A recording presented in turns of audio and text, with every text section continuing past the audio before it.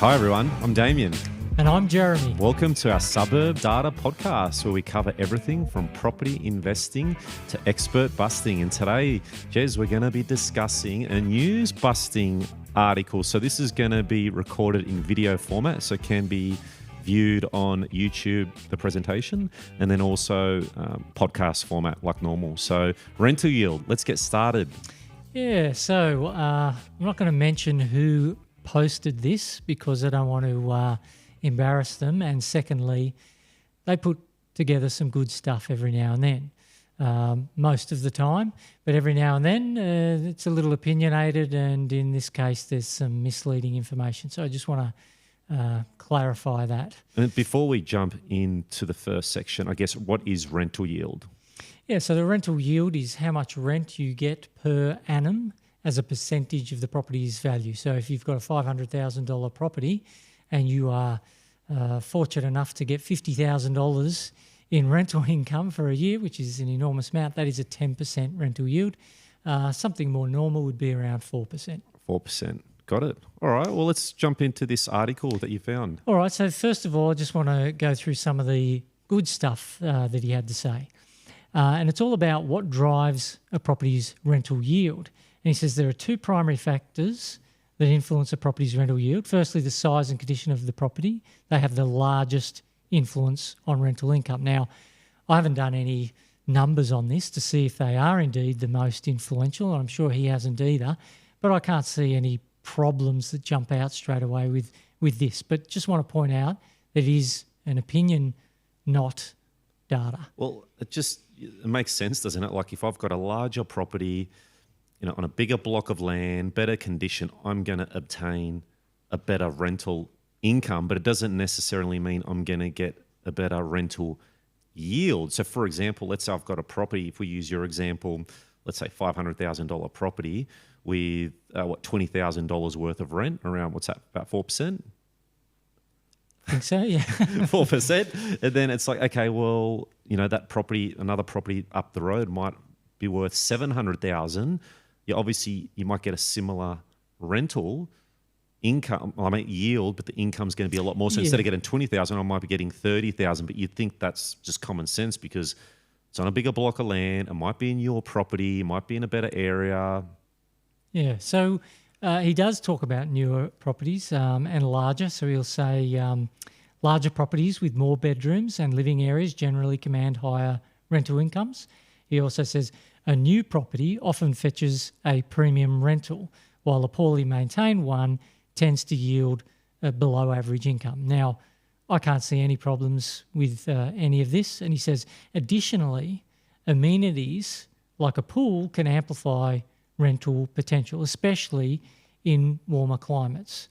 The more a landlord has to offer, he says, the more rent they can command. I don't see any problems with that, but I just want to point out that all of those statements are just someone's opinion. So what I've found is a lot of opinions turn out to be wrong when you analyse the data. I'm not going to bother analysing the data for a lot of this, like looking at properties with pools and see how much more rental income they command versus other properties of a similar nature without a pool in the same suburb. But what I have found over the years is that sometimes fact can be stranger than fiction. Yeah. So rather than blab on and say, here's the truth, I like to prefix things with, this is my opinion, or this makes sense, or I haven't researched this, I haven't done the numbers, but I'm assuming this would work. And we like to use our experience that forms our opinion, and also we've been in the game for a long time, so we've seen a lot of different scenarios, especially myself with a lot of clients. So I think the pool example is an interesting one because I guess it depends on the area, but okay, I might be able to fetch more rent, but is there more maintenance associated with the pool? Like, so your cost for that specific property is also going to be more. Yeah, the outgoings. So I guess we're not talking about net rental yield, we're talking about gross rental yield. Yeah. Correct. Alrighty. All right, so here's the problem when you start talking too much about opinions. You start thinking your opinion is truth, and unfortunately in the same post there are some things that he says that are not true, and this is based on historical data. So let me just read. In regional areas or small towns, properties often yield higher rental returns due to a scarcity of available rentals. However, these locations have abundant land supply and lower demand due to low population, causing slower land value appreciation compared to capital cities. So slower land value appreciation compared to capital cities. This is regional markets. And he says, consequently, investors may enjoy elevated rental yields but experience slower growth in property value. Now, this is something that obviously can easily be researched. So what I did was had a look at the historical growth of regional markets versus capital city markets since 1990. And what would you classify as a regional market for everyone listening? I'm saying anything other than a state capital. So he's specifically mentioned capitals. So I've just excluded Sydney, Melbourne, Brisbane, Perth, Adelaide, etc. So you think of maybe like what, Wollongong, maybe Geelong, Penrith? Is Penrith under the CBD? No, Penrith would come into Sydney. Sydney, Yeah, okay. yeah. All right. But somewhere like, Geelong, that's outside of Melbourne. Pretty much in the article, this gentleman's saying that if you go to these regional markets, you're going to get this great rent return, fantastic, but the growth prospects are very low. So not opinion, yeah, fact. Well, that's what he's saying, but he hasn't looked at historical data, so it is just opinion. So I've looked at the historical data and I've charted regional growth versus the growth of the state capitals. And this is from 1990, January 1990, right up until end of October 2023. So it's about 33 years, just short, a couple of months short of 33 years. So that's a long enough period of time. If state capitals outperform regions, then you should see a divergence in the growth curve between the two markets. But instead, we see them neck and neck. And after 30 plus years, they're still neck and neck. Although there are times where one market gets ahead of the other, but then the other market catches up, overtakes, and you see that sort of crisscross. So there's a continual cycle of divergence and convergence throughout the history. So from 1990 up until about, call it 2004, the state capital, i.e. let's just say Sydney, and then as one of the state capitals versus, but in this scenario we're looking at a whole, aren't we? This is all the states. That's right, all and combined. then if you look at all the regional markets, it's pretty neck and neck all the way up until, 2004, 2005. Yeah, and even when one gets ahead of the other, it's only short term. Yeah. So eventually it becomes too expensive. The other one looks more affordable by comparison and it catches up. And every time that I have looked up a growth curve involving two separate markets over a long enough period of time, I see the exact same phenomenon. Pinch points, crossovers. One gets ahead, the other catches up again and again. And you look at from maybe 2015 up until maybe when COVID happened, there was a bit of a gap. The state capitals looked like they were edging in front, and then regional markets caught up again, maybe working from home or whatever it might be, having more flexibility around that work-life balance. But you can see now over that, 33-year period, if you purchased a property in a regional market versus a state market, it's pretty much neck and neck all the way through. So maybe when you hear about it saying, buy inner Sydney or buy in these areas with really low rent yields, there's got to be an argument to say there's nothing wrong with these regional markets if you do your research right.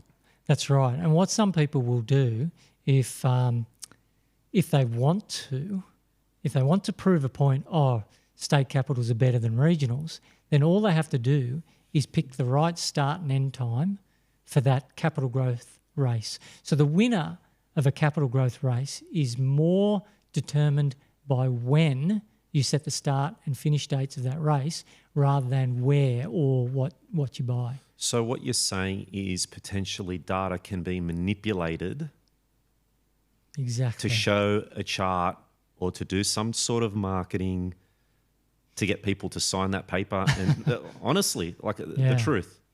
Yeah, that's right. Yeah, there's a lot of misinformation, which was really just marketing, but it's packaged up in a way that it's education, and it's nothing could be further from the truth. And it's all about just asking the right questions and being aware and not taking, just listening to someone blindly, just giving your trust to someone without really doing your analysis. Yeah.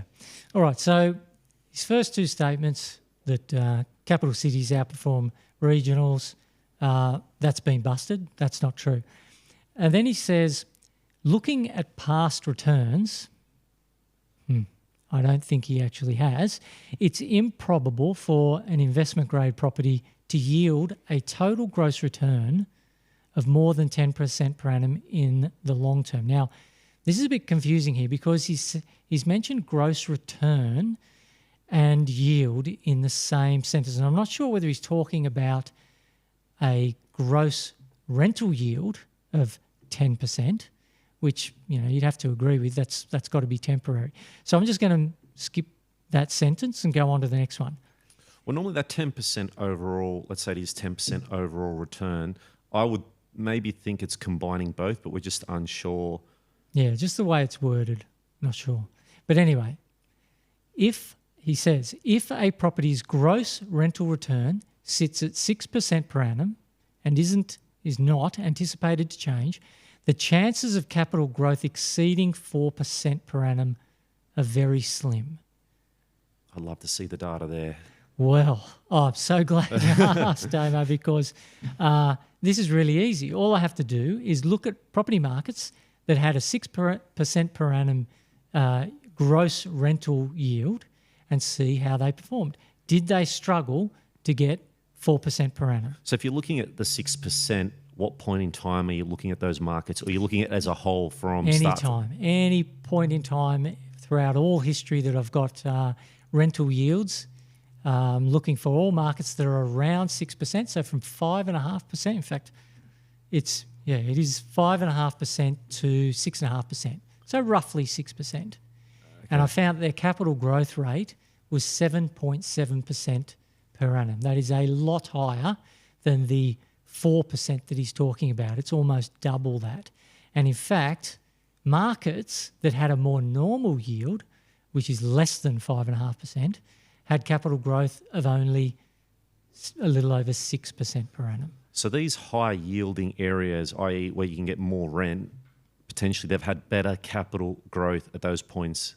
Well, at least around 6%. So it's a narrow... Around 6%. Subset of the market, a narrow cohort. But yes, comfortably.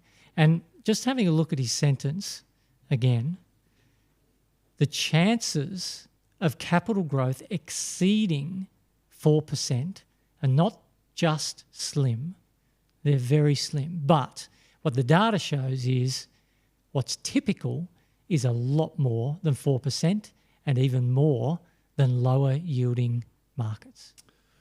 Well, as investors, what do we want? CGR, good cash flow, great growth prospects, and that reduce the amount of risk. So I could see how these high yielding areas are very desirable, because it's like I can buy a property, it's not going to cost me too much out of my pocket, and I'm building out my property portfolio compared to buying a really large asset that's really expensive and the yield is really low, and I'm going to be struggling just to make those repayments. That's right. So it's all that balance, isn't it? Lifestyle, but also trying to build that portfolio behind you. Yeah, and when you look at it from the risk perspective, if you buy a more expensive property, you are generally going to have a lower yield, but you've got more eggs in one basket, which represents a higher risk. And also, more expensive property markets have been more volatile than the cheaper markets, and volatility is also a measure of risk. So when you buy expensive, you get poor cash flow, higher risk, and no better capital growth. Yeah, I remember when the election was happening. Was it 2018 when Labor was potentially going to come in and they were going to abolish potentially negative gearing, and there was so much uncertainty in the markets, and a lot of those higher priced properties I noticed come back for that little bit of a period, and then that didn't obviously happen, and the prices just shot back up quickly, and even maybe through through COVID. Maybe there was a slight dip, but not long, and everything just went boom after that. Yeah. Yeah. Okay. So we've busted a little bit more now. Yeah. Okay. So he was saying that if a property's gross rental yield sits at 6% per annum, chances of capital growth exceeding 4% are very slim. That is very much so busted as well. And he goes on to say, in fact, for properties outside capital cities, the total return is likely to be less than 10% per annum. And therefore, the capital growth rate will probably be less than 4% per annum. As I've just shown, that is completely untrue. In short, he says, a high rental yield can be a red flag that the property is not located in an investment grade location. Now, when I think of an investment, like you said, I'm after high cash flow, I'm after good growth, and I'm after low risk. Now, if you buy in a high yield area, what we've just seen, not every area, but what we've seen is on average, you're going to get slightly higher capital growth, it seems. You're definitely going to get higher yield. You've got less eggs in one basket because it's cheaper. You've got less volatility, less risk. So from an investment perspective, there is absolutely no data to support the argument that investment grade properties are in expensive blue chip areas. And where does the definition investment grade come from? Is that just something that's just thrown around? Yeah. Everyone has their own opinion about what it is, but what I've noticed is that it seems to be in more affluent areas, it has a higher price point, and they call them, blue chip suburbs, which is a absurd term to use when they are far more volatile than the cheaper end of the market. Alrighty. Well, thanks for busting this news article. We've got a lot more to come. So thanks everyone for watching. And what should everyone do? Click like and subscribe. Like and subscribe and share with the world. Thanks everyone.